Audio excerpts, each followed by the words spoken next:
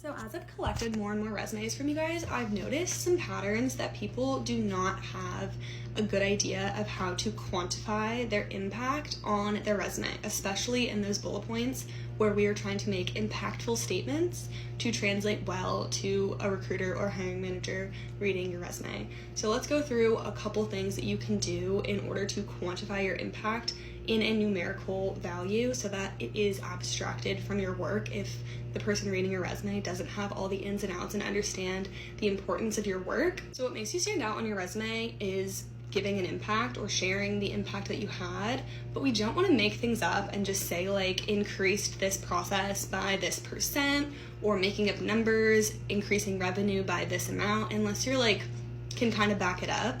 So I'm going to give a very vague example. Maybe you streamlined a process. Maybe that's by implementing a model. Maybe it's by doing some sort of logistical work if you're a non-technical person, but you're streamlining a process up to you. So hopefully this can apply to a lot of you. So if you made something that a lot of people do easier, you're streamlining a process.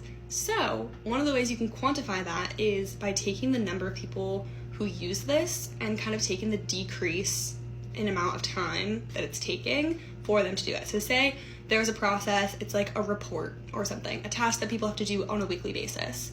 And you took that time from an hour to half an hour. So right there, you could say increased efficiency by 50%, half the time, decreased time by 50%.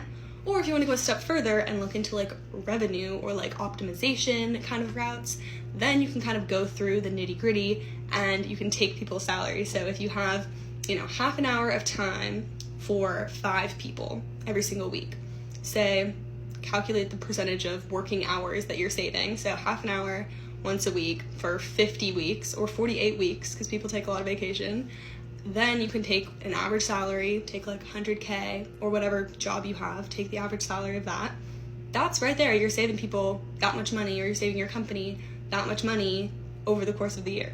Now, a specific example for a data scientist, a lot of people tend to put in accuracy measurements for their models. So they could say like improved accuracy of this model by this percent. But like that doesn't exactly say what the model is doing. If you're just in experimentation, then like that's probably okay. But if your model is actually like doing something for the company, take that a step further. What was the process like before?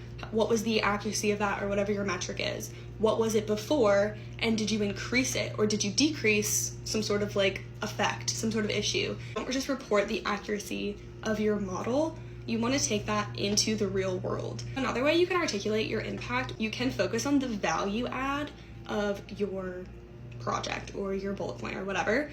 And in order to do that, you have to kind of articulate the goal of the project and how you move the needle towards that. One of my resume bullet points says, generated bank consumer calls, providing synthesized training data for other internal use models by building and fine-tuning generative adversarial model.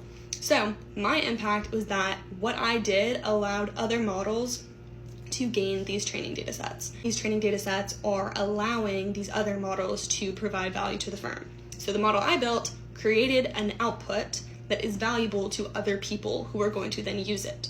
So apply that to your specific work environment, your past experience, and let me know how it goes. Follow along for more content like this. Bye.